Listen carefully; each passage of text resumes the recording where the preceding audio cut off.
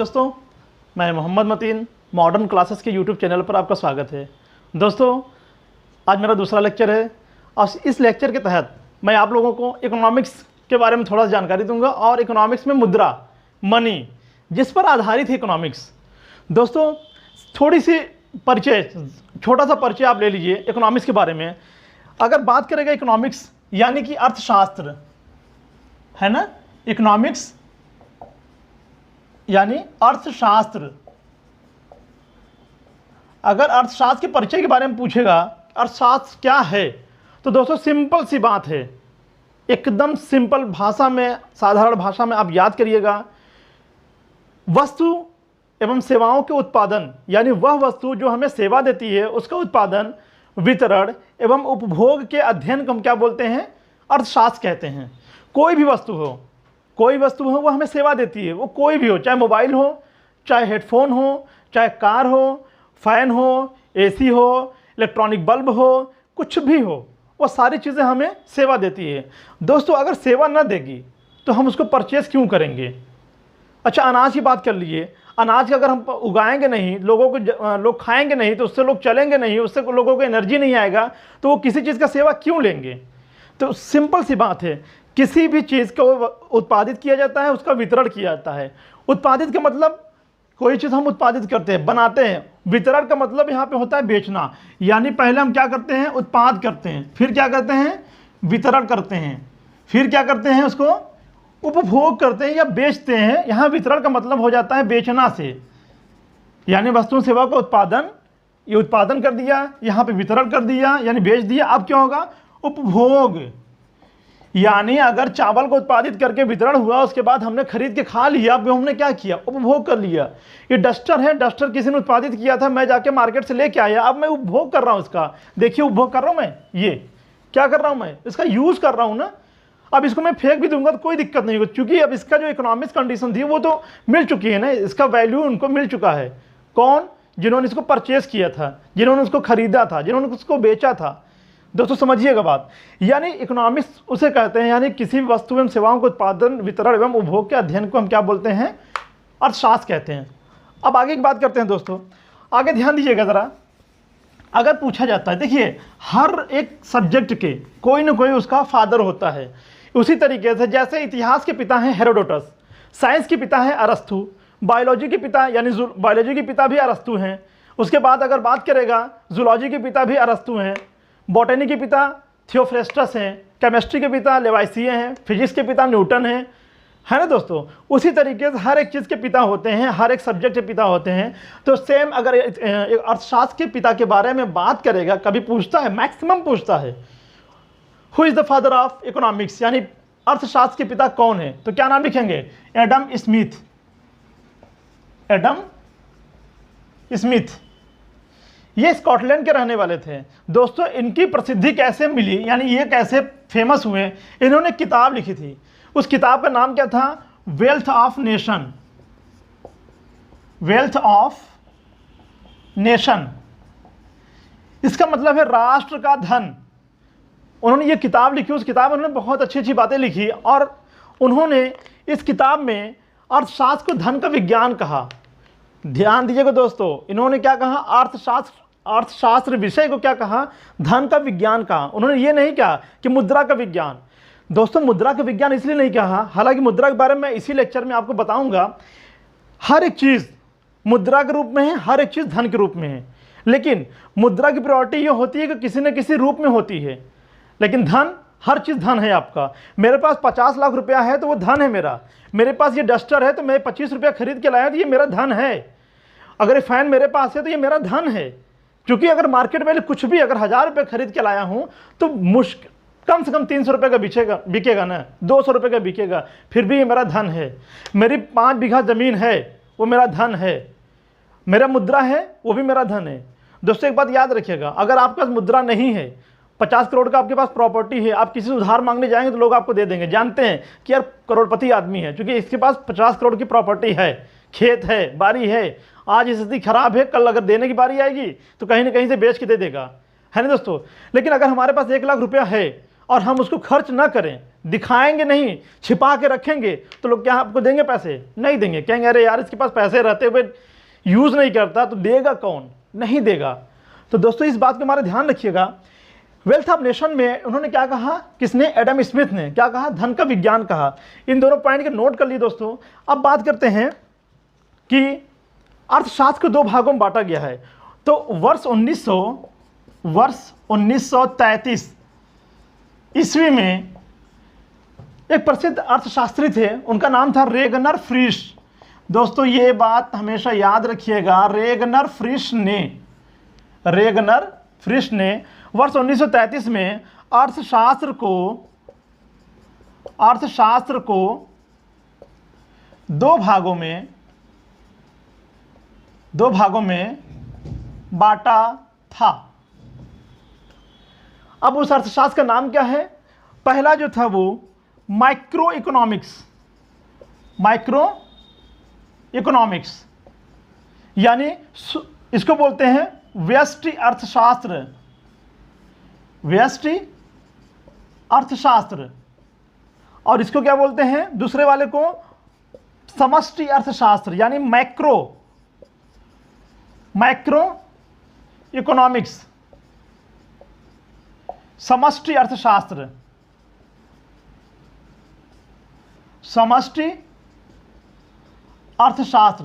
दोस्तों तो बस इतना समझिएगा। अब मैं थोड़ा सा इन दोनों अर्थशास्त्र का एक्सप्लेनेशन कर दे रहा हूं। एक्सप्लेनेशन में आप समझिएगा जरा सा, इतना नोट कर लिए होंगे। जहां पर अगर आपको लगता हो कि हम थोड़ा स्पीड में चलते हैं, ज़्यादा तेज़ से चलते हैं, दोस्तों एक काम करिएगा, आप लोग इसको आप पॉज करके ज़रूर देख लिया करिए, नोट कर लिया करिए, फ्यूचर में ज़रूर काम देगा। दोस्तों जैसे मान लिया माइक्रो इकोनॉमिक्स, इसको क्या बोलते हैं?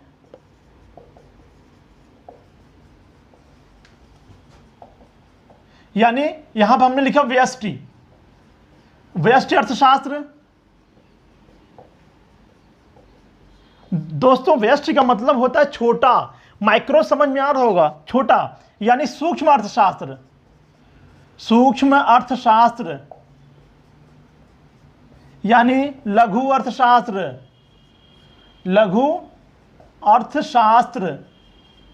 यानी छोटा अर्थशास्त्र। अब बात समझ में आ जाएगी आपको। यानी कि अगर हम बात करें, देखिए लेकिन एक चीज याद रखिएगा दोस्तों, कभी भी आपको इकोनॉमिक्स में लघु अर्थशास्त्र के पिता नहीं पूछेगा, क्योंकि उसको हमारा कंसेप्ट चेक करना होता है। एग्जामिनर क्या करता है, वो छोटा मोटा नहीं पूछेगा। अब याद रखिएगा, वो जब भी पूछता है कि लिखेगा व्यष्टि अर्थशास्त्र के पिता कौन है, व्यष्टि अर्थशास्त्र के पिता कौन है, तो हम क्या बताएंगे? और उसके बाद न सूक्ष्म पूछेगा, न लघु पूछेगा, न छोटा अर्थशास्त्र पूछेगा। ठीक है दोस्तों, उसको क्या पूछेगा? लघु अर्थशास्त्र के पिता कौन है या व्यष्टि अर्थशास्त्र के पिता कौन है, तो क्या बताएंगे आप? तो व्यष्टि अर्थशास्त्र के पिता भी एडम स्मिथ को ही कहा जाता है। किसको कहा जाता है? एडम स्मिथ को कहा जाता है। यानी माइक्रो इकोनॉमिक्स के पिता कौन है? Adam Smith. अब दोस्तों माइक्रो इकोनॉमिक्स है क्या? सिंपल सी भाषा में आप समझिएगा, माइक्रो छोटा अर्थशास्त्र।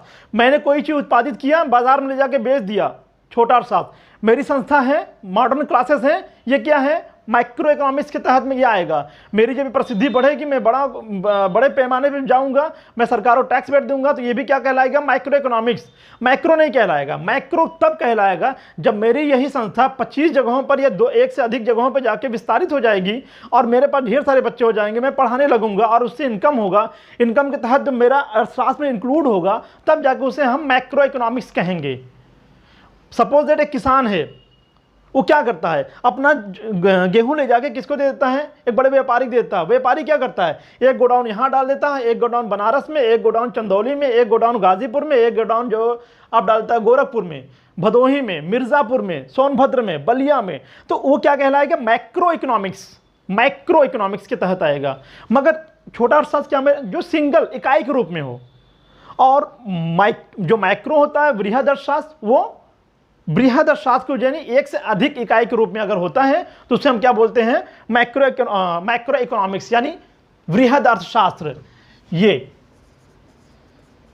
माइक्रो इकोनॉमिक्स है ना दोस्तों। इसको बोलते हैं समष्टि अर्थशास्त्र, समष्टि अर्थशास्त्र। इसी को वृहद अर्थशास्त्र भी कहते हैं।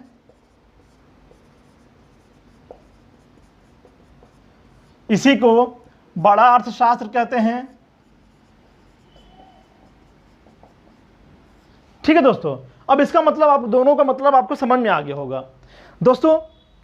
अब इसके बाद देखिएगा, ये समझ में आ गया होगा आपको। अब अगर कभी ये पूछता है कि भारत की अर्थव्यवस्था है, तो भारत की अर्थव्यवस्था क्या है दोस्तों? मिश्रित अर्थव्यवस्था है। क्यों है? क्योंकि हमारे भारत में प्राइवेट सेक्टर और सार्वजनिक यानी सरकारी सेक्टर मिलकर कार्य करते हैं, इसलिए भारत की अर्थव्यवस्था को हम क्या बोलते हैं? मिश्रित अर्थव्यवस्था बोलते हैं। अभी दोस्तों मैंने बात की मुद्रा की बात, तो थोड़ा सा इसमें नोट करिएगा। मुद्रा यानी मुद्रा किसे कहते हैं, मुद्रा कितने प्रकार की होती है, कौन कौन सी मुद्रा का यूज होता है वर्तमान समय में, और कौन कौन सी मुद्रा वर्तमान समय में सबसे ज़्यादा प्रचलित है। तो दोस्तों मुद्राएं तो बहुत ढेर सारी हैं, लेकिन मनी आपको सिर्फ उतने के बारे में पढ़ना जितना आता है। छोड़िए सब बातें, क्यों इतना रट्टा मारेंगे? सफलता लेना है कि पीएचडी करना है? मेरा सिर्फ उद्देश्य यही है कि दोस्तों आपको सफल होना है। एनी हाउ ढेर सारा नॉलेज रख के आप सफल नहीं हो पा रहे तो फिर क्या मतलब है? कोई मतलब नहीं है, कोई मतलब नहीं है।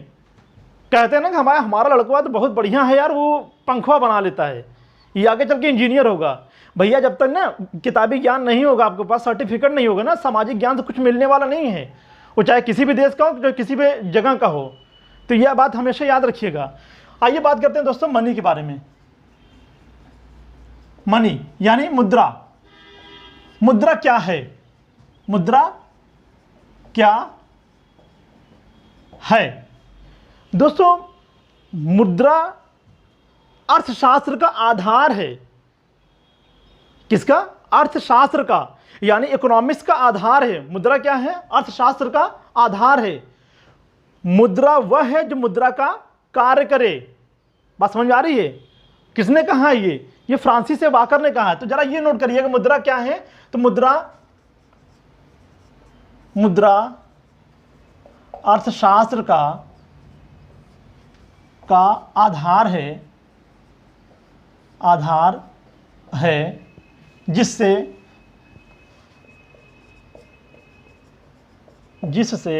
वस्तुएं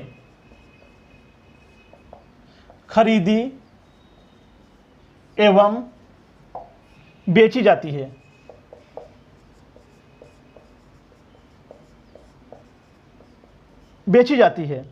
बात समझ में आ गई? अगर मुद्रा नहीं रहेगा तो हम जाके खरीदेंगे तो क्या कोई देगा? नहीं देगा, क्योंकि उसको चाहिए मुद्रा। आप मुद्रा दे ही नहीं रहे तो वो कहां से देगा? वो नहीं देगा। ठीक है ना दोस्तों। तो मुद्रा वह है जो मुद्रा का कार्य करे। मुद्रा अर्थव्यवस्था का आधार है। बिना मुद्रा के अर्थव्यवस्था बेकार है। और वो मुद्रा चाहे किसी रूप में हो, ये भी बात है। वो मुद्रा चाहे गोल्ड के रूप में है, चाहे चांदी के रूप में है, चाहे किसी रूप में हो, लेकिन मुद्रा होनी चाहिए वो। ठीक है दोस्तों। अब बात करते हैं, एक प्रसिद्ध अमेरिकी अर्थशास्त्री हैं, मुद्रा के बारे में उन्होंने विधिवत वर्णन किया है। अमेरिकी अर्थशास्त्री, तो जरा लिखिएगा, प्रसिद्ध अमेरिकी अर्थशास्त्री, प्रसिद्ध अमेरिकी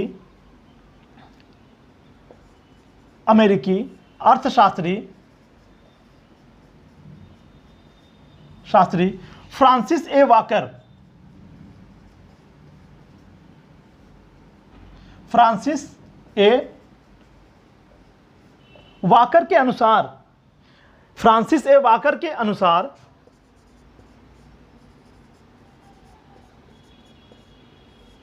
तो उन्होंने क्या कहा है? उन्होंने कहा है कि मुद्रा वह है जो मुद्रा का कार्य करे, जो मुद्रा का कार्य, मुद्रा वह है जो मुद्रा का कार्य करे। दोस्तों क्या मतलब इसका? यानी हर वो चीज, वही चीज मुद्रा का कार्य करेगी, वही चीज मुद्रा होगी जो मुद्रा का कार्य करे। मैं अगर गया मार्केट पार्ले बिस्किट लेने, मैंने कहा भैया ये देखो ये 25 रुपए का है, इसको ले लो और हमको पैसे दे दो, वो देगा? नहीं देगा। तब वहां पे ये मुद्रा का कार्य नहीं कर रहा है। लेकिन उसके पास हम नोट लेके जाके दे रहे हैं, वो कहेंगे कि यार देखो यार मुद्रा हमें बिस्किट चाहिए, आप ये रख लो। तो कहेंगे यार बिल्कुल, तो रखेंगे ही, क्योंकि वो मुद्रा है। तो दोस्तों यानी याद रखिएगा, मुद्रा वह है जो मुद्रा का कार्य करे। ये किसने कहा है? प्रसिद्ध अमेरिकी अर्थशास्त्री, उनका नाम फ्रांसिस ए वाकर। इनका नाम नोट कर लीजिएगा। अभी ग्रुप डी में, एनटीपीसी में कई बार क्वेश्चन ये पूछ चुका है, और एसएससी सीजीएल में और बैंकिंग में ये क्वेश्चन कई बार पूछा है। तो दोस्तों याद रखिएगा, मुद्रा वह है जो मुद्रा का कार्य करे। अब आइए कुछ मुद्रा के नाम लेते हैं। जैसे बहुत सी मुद्राएं हैं दोस्तों, कई मुद्रा हैं, लेकिन हमको सारे के बारे में नहीं पढ़ना है। उतने के बारे में पढ़िए जितना आजकल यूज हो रहा है, जितने के बारे में पूछता है। तो सबसे पहला नियर मनी। कौन सी मनी? Near money. ये पहला मुद्रा नोट करिएगा आप लोग, यानी इसको बोलते हैं हिंदी में नजदीकी मुद्रा। नजदीकी मुद्रा। अब ये क्या होता है? वह मुद्रा यानी वह वस्तु, वह धन, वह संपत्ति जो आसानी से, वह संपत्ति ऐसे लिखेगा, वह संपत्ति जो आसानी से मुद्रा में परिवर्तित हो जाती है। परिवर्तित हो जाती है यानी बदल जाती है, उसे क्या कहते हैं? यानी ये कौन सी मुद्रा कहलाएगी? नजदीकी मुद्रा। बस सिंपल सी भाषा में याद रखिएगा, नियर मनी उसे कहते हैं जो आसानी से मुद्रा में परिवर्तित हो जाती है, उसे क्या बोलते हैं? नियर मनी कहते हैं। जैसे एग्जाम्पल आपको चाहिए होगा, बिना एग्जाम्पल के समझेंगे नहीं आप। तो दोस्तों याद रखिएगा, जैसे सोना हो गया, अगर सोना को हम बेचने जाए तुरंत वो पैसे दे देगा, कहेगा हाँ लेके जाइए। चांदी ले जाए बेचने के लिए, अब कहते हैं यार भैया ये चांदी रख लिया, पैसे दे दिए, तुरंत रिप्लेस कर देगा, और उसी के दाम के हिसाब से देगा वो जो चल रहा है मार्केट की वैल्यू। लेकिन दोस्तों अगर हम बात करेंगे डस्टर की बात, हम ले जाके डस्टर वाले को डस्टर बेचेंगे, क्या तुरंत ले लेगा? क्या करेंगे भैया हम लेके? ऐसे बोलेगा, क्या करेंगे? मेरी बाइक है, बाइक हम बेचने जाएंगे और हम बोलेंगे यार बाइक ले लो, पहले 10 जगह तो लेके जाएंगे, सब रेट लगाएंगे। अगर हमने 80,000 खरीदा है तो पहले कोई 20 कहेगा, कोई 15 कहेगा, कोई मेरा यूज़ करना चाहेगा कि यार कितना कम से कम हम ले सकें, तो वो क्या कहलाएगा? वो आप नियर मनी नहीं कहलाएगा। एग्जाम्पल के तौर पर 2 चीज़ें नोट कर लीजिए बस, सोना यानी गोल्ड और चांदी। जो चीज़ आसानी से मुद्रा में परिवर्तित हो जाए उसे हम क्या बोलेंगे? नियर मनी बोलेंगे दोस्तों। ये पहली मुद्रा आप नोट करिएगा दोस्तों, ठीक है? इतना नोट कर लीजिए। आप लोग नहीं समझ रहा तो स्क्रीन शॉट कर लीजिएगा, लेकिन नोट करिए दोस्तों, क्योंकि ये क्वेश्चन मैं आपको दिखाऊंगा, और मैं अभी आके चल के संडे को मैं क्लास लूंगा जिसमें सारे क्वेश्चन का एनालिसिस करवाऊंगा कि कौन कौन से क्वेश्चन कब कब आए हैं, उसी के आधार पर मैं आपको आपकी तैयारी करवाऊंगा दोस्तों, ठीक है? तो अब दूसरी मुद्रा की बात करते हैं। अब बात करते हैं हार्ड करेंसी की बात, यानी हार्ड मनी क्या है दोस्तों? हार्ड करेंसी क्या है? हार्ड करेंसी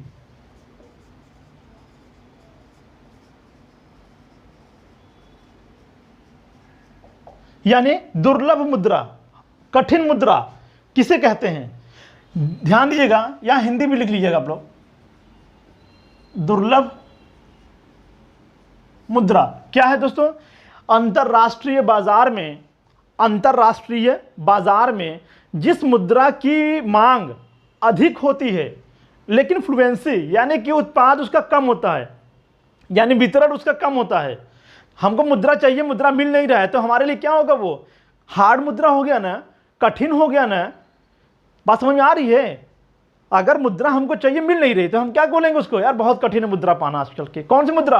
अमेरिकी डॉलर, पाउंड, यूरो। मतलब हम 70 रुपये खर्च करेंगे तब जाके हमें $1 मिल रहा है, तो डॉलर क्या हो गया मेरे लिए? कठिन हो गया, हार्ड हो गया करेंसी, वो हार्ड करेंसी है। पाउंड अगर हम खरीदने जा रहे हैं तो पाउंड अगर हमारे लिए महंगा हो गया तो वो क्या हो गया? वो हार्ड करेंसी हो गई। दिनार खरीदने जा रहे हैं, यानी हमको 1 दिनार चाहिए, उसने कहा 16 रुपया दो, हम कहें क्यों दें यार, क्या करे मेरी मुद्रा महंगी है यार, यानी उसको पाना मेरे लिए कठिन है, वो क्या कहलाएगा? हार्ड करेंसी कहलाएगी। तो दोस्तों लिख लीजिएगा जरा सा, अंतरराष्ट्रीय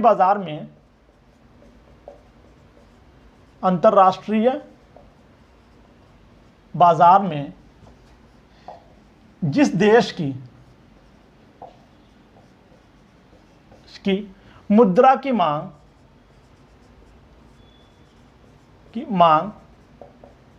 बढ़ती है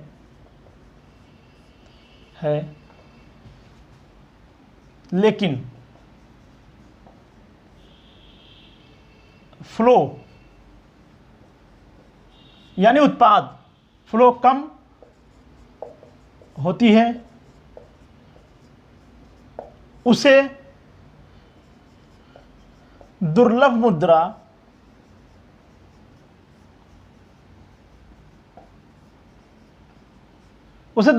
कहते हैं दोस्तों।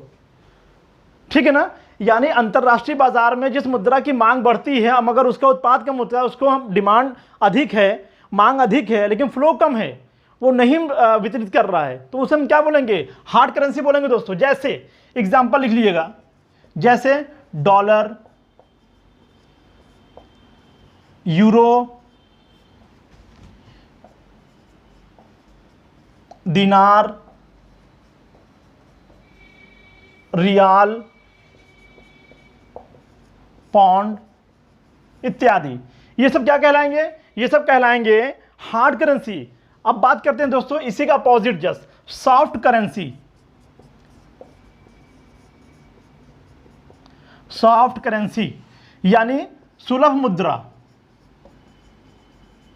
सुलभ मुद्रा। अब इसी का अपोजिट, अब आपको समझ में आ गया होगा कि अगर हार्ड करेंसी ये है कि अंतरराष्ट्रीय बाजार में जिस देश की मुद्रा की मांग बढ़ती है लेकिन फ्लो कम होती है, उसे हम हार्ड करेंसी कहते हैं। तो अगर यहां पे हम बात करेंगे कि उस देश की मुद्रा, जिस देश की मुद्रा की मांग कम होती है लेकिन फ्लो अधिक होती है, जो सस्ती मुद्रा होती है, उसे हम क्या बोलेंगे, उसे हम सॉफ्ट करेंसी कहेंगे।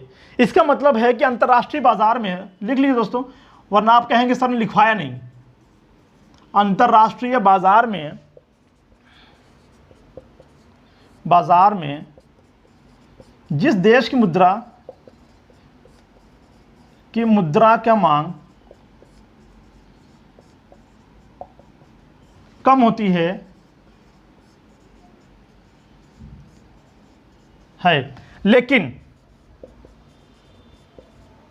लेकिन फ्लो अधिक होता है, तो उसे सुलभ मुद्रा कहते हैं।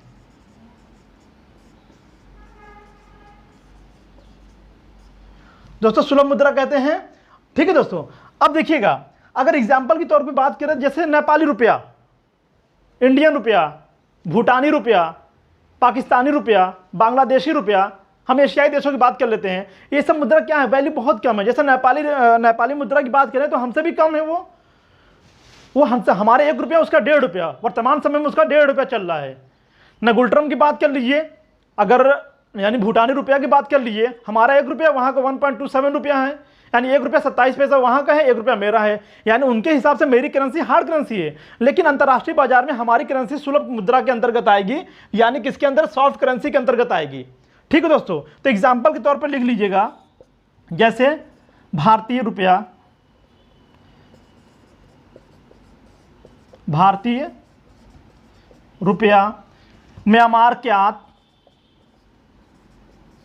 म्यांमार रुपया लिख लीजिएगा, नेपाली रुपया, बांग्लादेशी टका लिख लीजिएगा खाली। दोस्तों ये हो गया हमारा मुद्रा के बारे में। दोस्तों अभी ये 2 मुद्रा लिखवा रहे हैं, इस वजह से 2 मुद्रा लिखवा दे रहे हैं क्योंकि आगे चल के मैं इसी मुद्रा के आगे मैं चर्चा करूंगा दोस्तों। क्योंकि जब आप 2 मुद्रा लिखे रहेंगे तो आगे जब चल के हम प्लास्टिक मनी की बात करेंगे, मेटल मनी की बात करेंगे, चीप मनी की बात करेंगे, पेपर मनी की बात करेंगे, नोटिस मनी की बात करेंगे, तब आपको समझ में आएगा कि हाँ लग रहा है कि अब उसी की बात से स्टार्ट हुआ है, वरना हम आगे से चल देंगे तो आपको पता नहीं चलेगा कहाँ चले। दोस्तों इसको नोट करते रहिएगा और इसको भूलिएगा मत। ठीक है दोस्तों हमें कमेंट बॉक्स में एक क्वेश्चन का आंसर जरूर दीजिएगा, वर्तमान समय में हमारे देश के वित्त मंत्री कौन है। दोस्तों फिर से प्रश्न सुनिए, वर्तमान समय में हमारे देश के वित्त मंत्री कौन हैं। शुद्ध हिंदी में बोल रहा हूं, वित्त मंत्री कौन है, इसका रिप्लाई करिएगा। जिसका आंसर आएगा मैं उसको जब अगले वीडियो बनाऊंगा तो उसमें मैं उसका नाम लेके उनको धन्यवाद बोलूंगा। तो प्लीज़ आप लोग इसको आंसर देना ना भूलिएगा, कमेंट बॉक्स में ज़रूर लिखिएगा। तब तक के लिए जय हिंद, जय भारत।